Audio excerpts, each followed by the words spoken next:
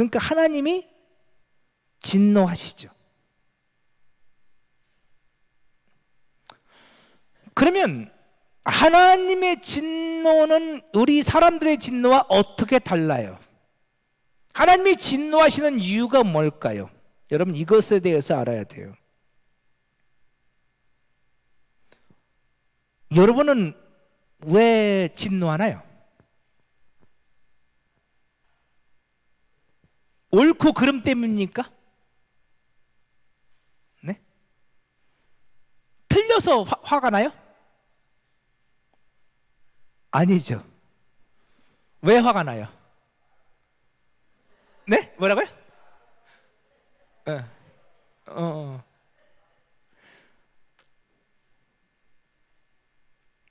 쉽게 말하면 그런 거잖아요.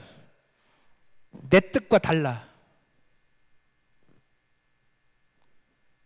나를 반대하고, 나를 거역하고,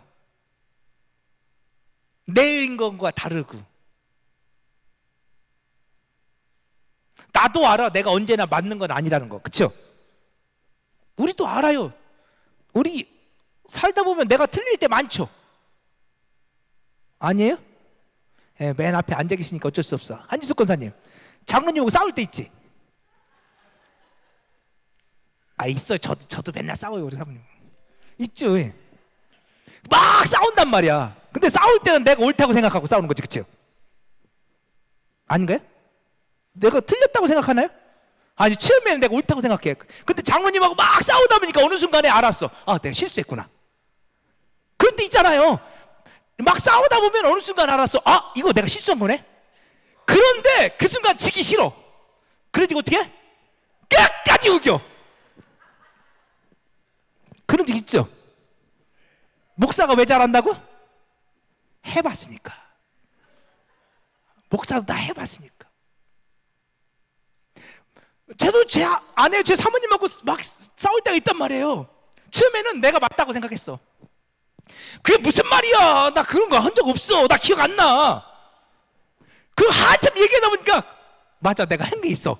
아, 그 생각을 못했을 뿐이지, 그치? 아, 내가 잘못 생각하고 있었던 거야. 그런데도 여기서 밀리면 큰일 나. 증거는 없으니까. 그러니까 어떻게 해?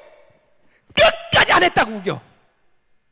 속으로는 그렇죠? 여러분,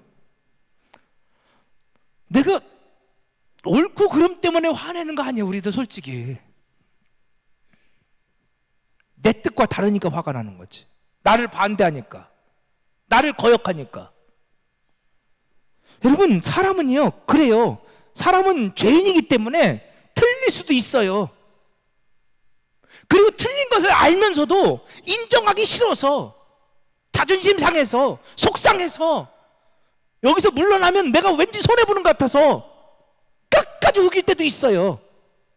그러면 더 화내지. 그러면 그렇죠? 더 화내. 그럼 하나님은 어떠신가요? 하나님은 틀리실 수 있나요? 하나님은 당신이 틀리시는데도 자기가 내가 하나님인데, 야, 내가 어떻게 너한테 그럼 틀렸다고 하니? 그걸 끝까지 우기시는 분인가요? 어떠신가요? 하나님이 왜 화를 내실까요? 하나님이 왜 진노를 하실 거예요? 오늘 성경은 분명히 하나님의 진노가 있다고 말해요. 그러면 하나님이 왜 진노하시는지를 알아야 돼요. 여러분, 하나님이 화를 내신다, 이것에 대해서 우리가 아까 질문을 던지니까 여러분 대답 안 하셨잖아요. 어떻게 내가 불경스럽게 하나님이 화를 내신다고 내가 어떻게 고백할 수 있어요? 하나님 사랑의 하나님인데. 아니에요. 아니에요. 하나님은 진노하세요. 하나님의 진노를 알아야 복음을 알아요. 결론부터 얘기할게요. 하나님은 죄 앞에서 진노하셔요. 그래서 죄의 싹은 뭐예요? 사망이에요. 하나님 진노하셔요. 사망이에요. 죄지면 무섭게 진노하셔요. 그런데 하나님이 그 진노하신 하나님은 언제나 오르시잖아요. 그 하나님이 오늘 우리에게 진노하지 않으신다고요. 그 진노를 당신의 아들 독생자에게 다 담당시키셨다고요. 이게 은혜예요. 자, 그 얘기예요. 자, 로마서 1장 우리 17절 되게 오랫동안 읽었잖아요. 자, 우리 성경 보시고요. 자, 로마서 1장 17절부터 읽지 않고 제가 로마서 1장 18절부터 읽어볼게요. 그리고 17절을 읽을게요. 그러니까 로마서 1장 18절부터 먼저 읽고 17절 읽을게요. 왜 그렇게 하는지는 제가 좀 이따 말씀드릴게요. 자, 제가 먼저 읽어볼게요. 하나님의 진노가 불의로 진리를 막는 사람들의 모든 경건하지 않음과 불의에 대해서 하늘로부터 나타났습니다. 그러나 복음에는 하나님의 의가 나타나서 믿음으로 믿음에 이르게 하나니 기록된 바 오직 의는 믿음으로 말미암아 살리라 함과 같습니다. 자, 하나님의 진노가 있어요. 하나님의 진노는 어떤 사람들에게 나타난다고요? 불의로 진리를 막는 사람들에게 나타나요. 다시 말해서 그들의 불경건함과 불의한 가운데서 하나님의 진노가 나타나요. 그러나 복음은 우리로 하여금 하나님의 진노에서 벗어날 수 있는 방법을 가르쳐줘요. 누구든지 복음에 나타난 하나님의 의를 덧입으면 하나님의 진노를 피할 수 있어요. 이 얘기예요. 자, 하나님은 진노하셔요. 어떤 사람에게? 불의로 진리를 막는 사람들의 불경건과 경건하지 않음과 불의함 가운데서 하나님은 진노하셔요. 누구도 이 진노를, 불의로 진리를 막는 사람들은 누구도 이 하나님의 진노를 피할 방법이 없어요. 그래서 그들은 사망 가운데 있을 수밖에 없죠. 근데 복음은 우리로 하여금 그 하나님의 진노에서 벗어날 수 있는 방법을 가르쳐 준다고요. 그래서 복음이 은혜인 거예요. 복음은 예수죠. 그렇죠? 우리 이미 여러분 계속 봤어요. 복음은 뭐다? 예수다. 예수는 오늘 우리에게 하나님의 진노에서 벗어날 수 있는 방법을 가르쳐 줘요. 그게 뭐예요? 복음에 나타난 하나님의 의. 그렇죠? 예수로 말미암아 의롭게 되어진 그 하나님의 의가 오늘 우리로 하여금 하나님의 진노에서 벗어날 수 있는 방법이다. 아멘. 그래서 중요한 게 뭐냐면 오늘 우리가 하나님의 진노 아래 있음을 알아야 된다고요. 그래야 예수 십자가가 하나님의 의가 은혜로 고백되어져요. 쉽게 말하면 그런 거예요. 내가 1만 달란트 빚을 탕감받은 자임을 알아야 된다고요. 1만 달란트 빚은 내가 갚을 수 있는 빚이에요? 못 갚는 빚이에요? 도무지 갚을 수 없는 빚이죠. 사람의 힘으로는 도무지 안 되는 빚이에요. 나는 그 빚 때문에 팔려갈 수밖에 없어요. 내 아내도 내 딸도 내 아들도 노예가 될 수밖에 없어요. 그 빚 때문에 죽을 수밖에 없어요. 그런데 주인이 그 빚을 탕감시켜 주었단 말이에요. 내가 왜 그 주인의 은혜를 잊고 사느냐? 내가 1만 달란트 빚을 탕감받았다는 사실을 잊어버렸기 때문에 그런 거예요. 내가 지금은 아무 빚도 없는 사람처럼 보이지만 예전에 나의 옛사람의 모습은 나는 1만 달란트를 빚진 자였음을, 도무지 갚을 수 없는 빚이 있었어. 내가 주인 앞에 나가서 주인님 조금만 참아주세요, 내가 갚겠습니다 라고 말을 했지만 실상 나는 도무지 갚을 수 없는 자였음을 내가 잊어버렸기 때문에 지금 내가 하나님의 은혜를 잊고 사는 거예요. 언제나 내가 1만 달란트 빚진 자였음을 고백하며 살 수만 있다면 나는 하나님의 은혜를 고백할 수밖에 없지. 근데 내가 그걸 잊어요. 목사가 되었다고 잊어버려요. 잊어버린다니까요. 이 강단에 서서 여기 서서 말씀 들고 설교를 하니까 마치 나는 아무런 죄도 없는 것 마냥, 나는 처음부터 의롭고 흠이 없는 것 마냥 잊어버려요. 이게 얼마나 무서운지 몰라요. 내가 죄인 되었음을 잊어버리니까.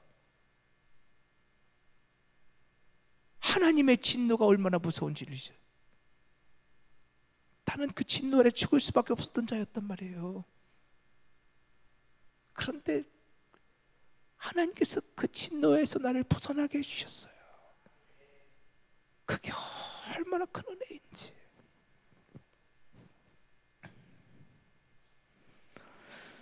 하나님의 진노를 모르니까 우리는 성경을 문자적으로만 봐요.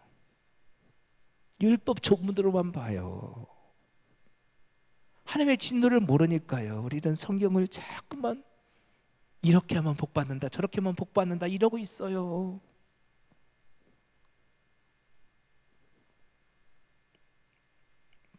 여러분, 복음이 되는 이유는 우리가 하나님의 진노에서 구원받을 수 있는 유일한 한 가지 방법, 오직 한 가지 방법, 그것을 가르쳐 주기 때문에 복음인 거예요. 오직 그 방법밖에 없어요. 뭐예요? 오직 예수를 믿음으로, 그 은혜로. 여러분, 하나님께서 왜 진노하셔요? 자, 우리 에베소서 2장 아까도 보았는데 오전에도. 자, 우리 에베소 2장 1절 한번 봅시다. 찾아보세요. 에베소서 2장 1절.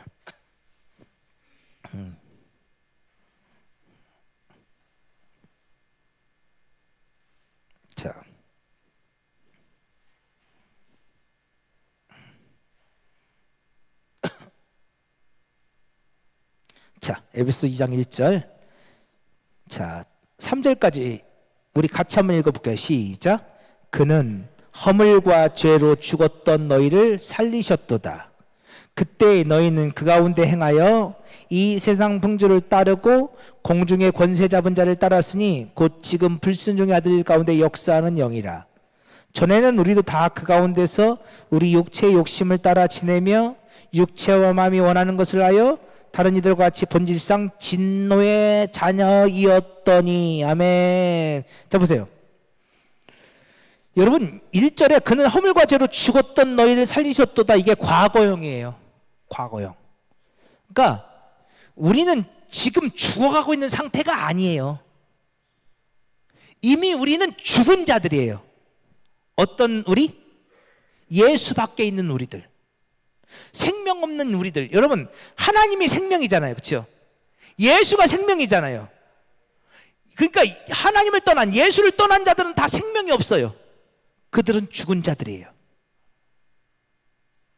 그러니까 이미 우리는 허물과 죄로 죽었어요. 예, 여러분, 허물과 죄가 뭔지를 또 설명을 해야 되는데 이건 나중에 할까요? 약간 구분이 되어져요. 근데 이건 나중에. 근데 일단 허물과 죄 우리는 죽었어. 과거형이에요. 그러니까 이 땅에요, 아까 그랬잖아요, 죽은 자를 살리는 권능. 여러분, 세상에는요 다 죽은 자들이에요. 죽은 자들이 육신은 살아서 돌아다니고 있는 거예요. 그러나 그들은 영적으로는 죽은 자들인 거예요. 그래서 그 영혼들을 살려내는 게 우리 사명인 거예요. 그래서 그 성경은요 산자와 죽은 자에 대해서 이야기해요. 그리고 산자들이 육신이 죽었을 때 그들에 대해서 뭐라고 말해요? 잔다 말하죠. 뭐라고요? 잔다. 주님이 그러시잖아요. 잔다.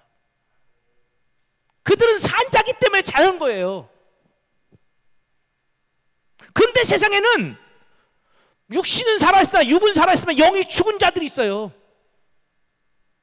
허물과 죄로 죽었어요. 이미 과거형이에요. 죽었어. 그런데 예수께서 그를 살리셨어요. 우리 과거의 모습이요. 2절 보세요. 그때 너희는 그 가운데 행하여 허물과 죄 가운데 행했어요. 세상 풍조를 따르고 공중의 권세 잡은 자를 따랐으니 곧 지금 불중의 아들 가운데 역사하는 영이라. 전에는 우리도 다 그 가운데서 우리 육체의 욕심을 따라 지내며 육체와 마음이 원하는 것을 하여 다른 이들과 같이 본질상 뭐였어요? 진노의 자녀였어요. 여러분, 하나님이 우리에게 진노하셔요. 우리는 진노의 자녀였어요. 이걸 다른 말로 말하면 허물과 죄로 죽었던 자들이. 이게 죽은 자예요. 이미 죽은 자라고요. 이게 하나님의 진노예요.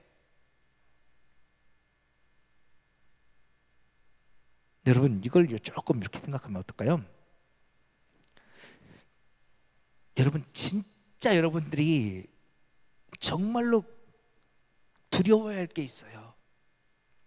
여러분, 시편, 이거 원고에 없는 얘기인데 갑자기 생각났어요. 시편 51편을 보면요, 다윗이 나단 선지자의 책망을 받고 참회해서 쓴 시가 시편 51편이에요. 밧세바를 보고 우리아를 죽였거든요. 그리고 난 완전 범죄했어 라고 안심하고 있을 때 하나님께서 나단 선지자를 보내시죠. 왕이시여, 당신이 99마리 양을 갖고 있으면서 그 한 마리 양 가진 사람의 거 양을 뺏어서 당신이 그것으로 잔치했던 그 악한 자가 당신입니다. 당신이 그랬습니다 라고 나단이 책망할 때 다윗이 자신의 죄를 깨달아요. 여러분, 이거 대단한 거예요. 왕인데요, 그가 나단 선지자 앞에 납작들인다니까요. 나단의 말에 한마디도 토를 달지 않아요. 내가 언제 그랬냐고 우기지 않아요. 다윗은요, 그 순간 하나님 앞에 무릎 꿇어요. 내가 잘못했습니다. 그러면서 다윗이 이렇게 고백해요. 하나님, 내게 있는 거 다 가져가셔도 좋습니다. 대신 내게서 뭐 하나만 걷어가지 마세요. 성령 하나만 걷어가지 마세요. 내 안에 계신 성령님이 계신데 성령님이여 떠나지 마세요. 다 가져가셔도 좋습니다. 이 왕이 물질 그 어떤 것 다 가져가셔도 좋습니다. 그러나 성령님만은 안 됩니다. 여러분, 이게 다윗의 놀라움이에요. 왜 다윗이 그러는 걸까요? 왜 다윗이 그러는 걸까요? 여러분, 하나님과의 하나됨, 예수와의 하나됨, 성령님과의 하나됨이 너무너무 중요하다니까. 성경에서 너무너무 중요해. 근데 그 하나됨이 중요한 이유 중에 하나가 뭐냐면 하나님이 곧 생명이에요. 예수가, 성령님이 생명이란 말이에요. 예수 안에 생명이 있어요. 그러니 하나님이 떠나가신다면 오늘 우리는 산 자야, 죽은 자야? 네? 하나님 떠나시면 우리는 육은 살아있는 것처럼 보지만 죽은 자야.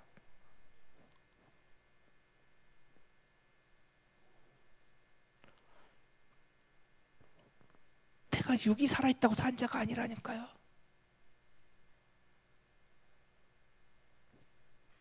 여러분, 오늘 에베소 2장 3절에서 우리는 본질상 진노의 자녀였어요. 허물과 죄로 죽었던 자, 그러니까 생명이 없었던 상태예요. 여러분, 하나님이 우리 안에 찾아오셔서 오늘 우리에게 생명을 불어넣어 주셔야 되는데 하나님 우리를 떠나가셨어요. 이게 하나님의 진노예요. 네? 이거 알아야 돼요. 하나님이 우리 가끔 그러잖아요. 하나님이 내가 잘못하면 하나님이 날 치실까 두렵다.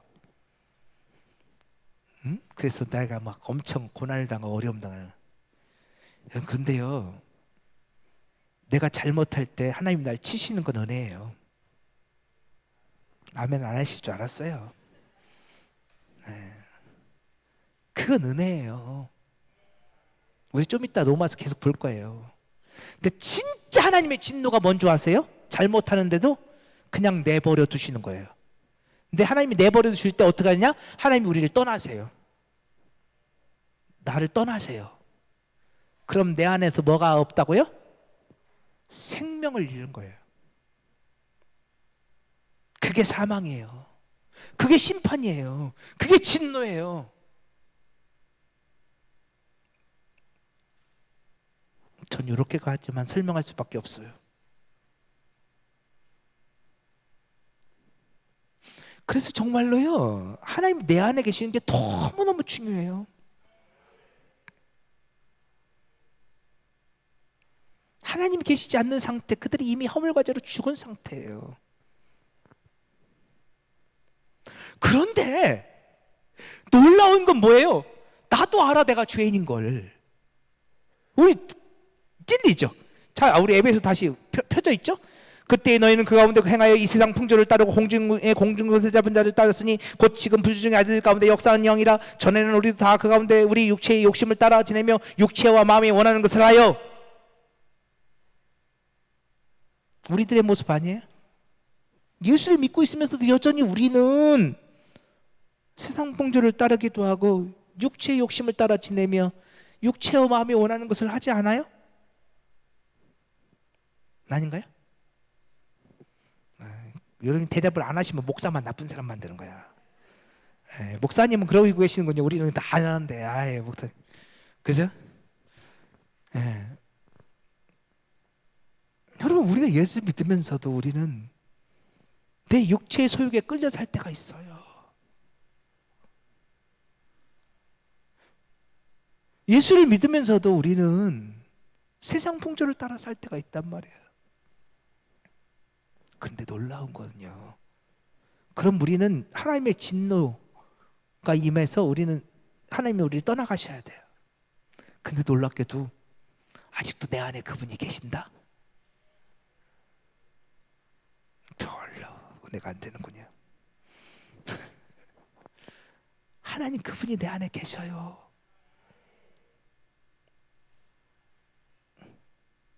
가끔 나 스스로에게 내가 실망스러울 때가 있지 않아요, 여러분? 저는 목사인데요, 되게 제가 한심해 보일 때가 있어요. 되게 실망스럽고, 아유 김남현이 너 진짜 너 이거밖에 안 되니? 에? 제가 저한테 그렇게 말할 때가 있어요. 아유 참, 너 참 멀었다. 정말 실망스러울 때가 있어요. 내가 왜 이거 갖고 속상해하지? 내가 왜 이런 거 갖고 화를 내고 있지? 내가 왜 이런 거 갖고 자꾸 마음에 담고 있지? 내가 왜 저런 걸 욕심내고 있지? 여러분 그럴 때 없어요? 그치, 감사해요. 목사만 나쁜 사람 만들지 마세요, 절대. 감사해요. 그렇다니까요. 진짜 내가 봐도 내가 한심스러울 때가 있어요. 야, 네가 그러고도 목사냐? 이런 말이 나올 때가 있어, 진짜. 그래서 나도 내가 싫은데, 근데 내 주님은 그래도 너를 여전히 사랑한다 하셔요. 그래서 내 안에 계셔 주셔요. 여러분 이게 정말 은혜인 거예요. 그래서 하나님의 진노하심에 대해서 알면요, 그게 얼마나 큰지, 그 은혜가 큰지를 알 수가 있는 거예요. 그래서 우리는 하나님의 진노하심에 대해서, 하나님이 죄를 얼마나 싫어하시고 하나님이 죄 가운데서 얼마나 진노하고 계신지를 우리가 분명히 알아야 돼요. 근데 그분이 나를 용서하셨다고? 그런 분이 내가 뭐라고? 이런 고백이 나와야 돼요. 내가 뭐라고? 예? 그래서 저는 그런 말 가끔 잘 써요. 그렇죠? 내가 뭐라고? 목사가 뭐라고? 여러분들 그렇게 막 식사 대접해 주세요. 목사가 뭐라고 여러분 그렇게 기도해 주세요. 지난주에 목사가 하루 좀 아프다고 엄살 좀 부렸더니 막 사방에서 전화 오고 감사해요. 그래서 가끔 엄살 부리는 것도 괜찮은 것 같아요. 근데 목사가 뭐라고요? 그죠? 목사가 뭐라고? 그 은혜잖아요, 은혜. 오늘 여기까지만 할게요. 좀 더 오면 불의로 진리를 막는 사람들에 대한 이야기는 다음 주에 할게요.